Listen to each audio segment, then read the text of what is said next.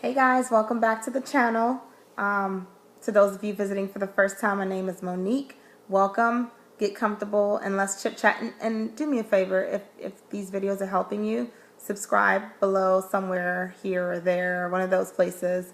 But anyways, don't forget to like, comment, share. Let me know how you feel. My handles and places that I can be reached will be put in the description box. So if you have any questions, concerns, suggestions, or topics that you want me to cover, you can always comment it down below, or you could send me a message and I will be more than willing to try to get the video up for you. So today's topic I'll be talking about is a day in the life of a PTA. But before I begin, I believe I have not really talked about my experience here.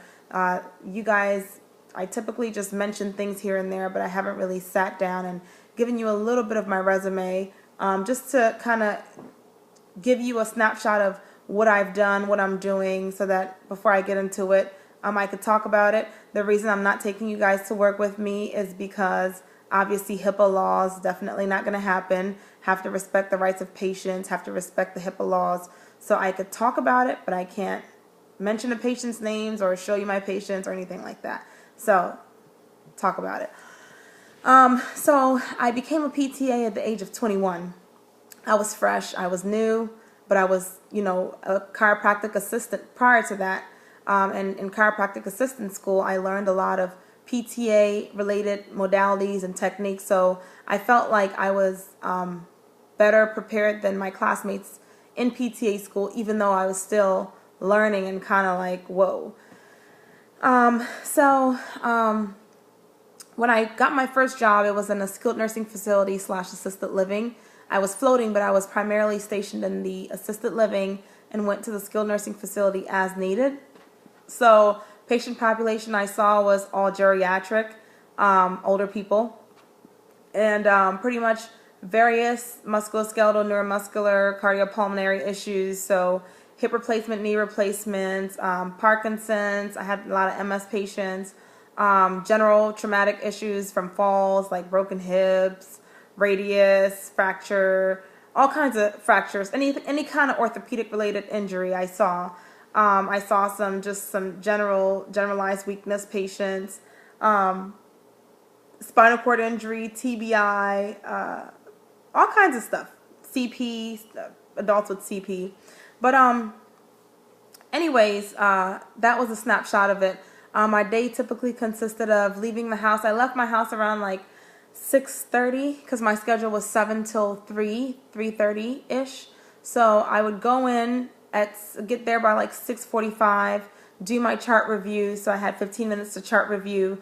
On days where I had more newer patients, when the PT was doing a lot more evals, I would go in at 6:30, do my chart review so I was prepared, so I didn't walk into the patient's room not knowing what in the world was happening. So I would go do my chart review for 15 to 20 minutes, anywhere from there, and then I would start my day by seeing my patients. So the good thing about it was I could schedule my own patients in the assisted living, and the SNF to the skilled nursing facility in a way. So I would schedule them, see them. Treatment in the assisted living was about an hour or so, 45 minutes to an hour per patient. So I probably saw like 6 to 8 patients on a daily basis, Monday through Friday.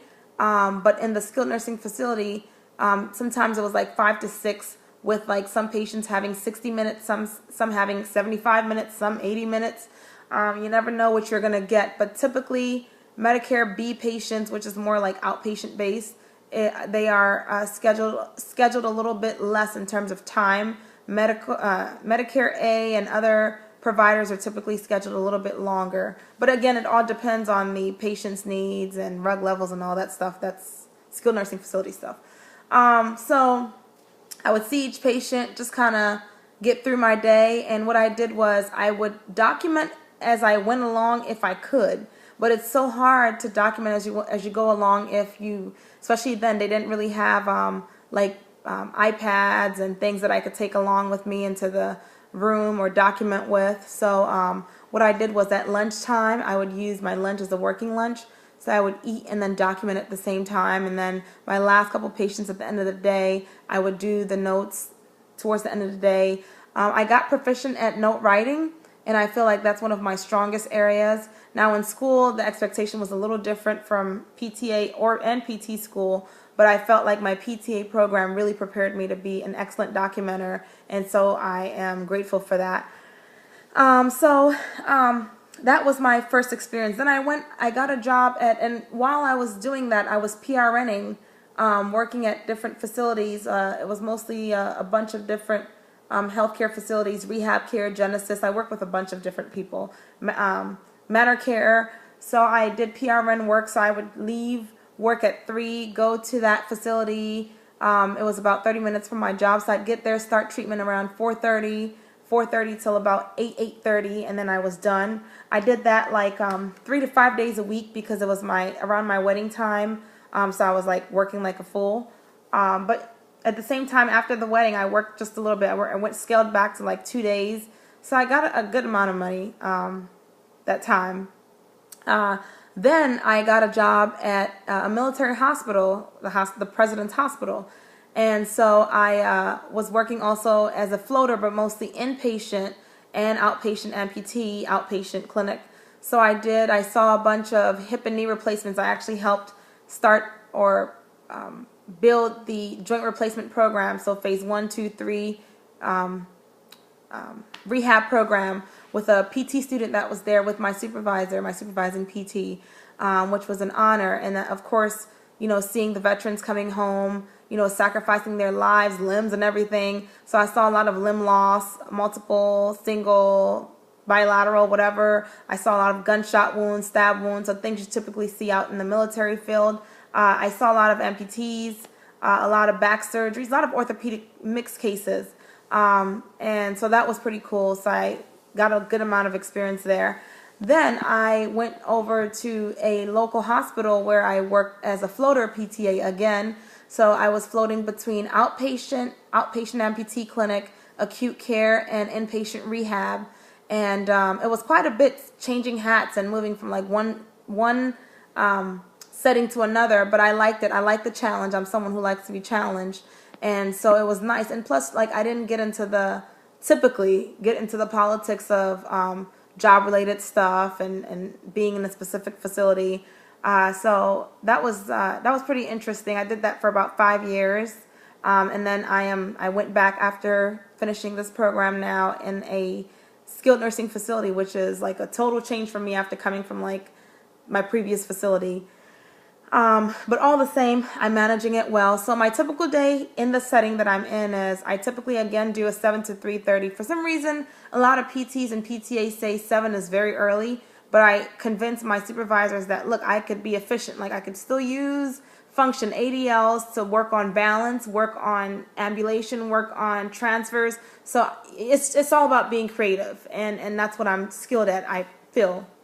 And so, yes, so I leave the house around 6:30. I get to work around 7. I chart review till about 7:30, and then I hit the ground running. Most of my patients are about an hour, sometimes 75 minutes was the highest I've gotten so far, even though it's only been 2 weeks. So I'm talking like I've been working here forever, but it's only been 2 weeks. But the case has been a mix. I've seen MS, I've seen Parkinson's, I've seen general orthopedic, knee, hip replacements, ankle issues. I've seen a lot of diabetic wounds, diabetic-related cases, generalized weakness, failure to thrive issues. So it's pretty interesting, but obviously the skilled nursing facility pays more, and you have the capability to work more if you want PRN hours, overtime hours.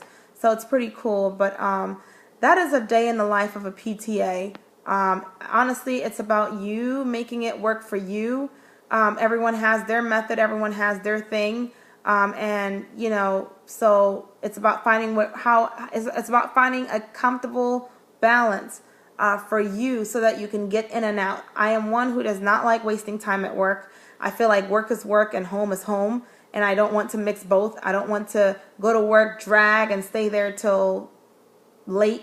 So I try to make sure I prioritize, get my documentation done on time, see my patients as I should, and then bounce. Like, I don't waste time. I think time is too precious.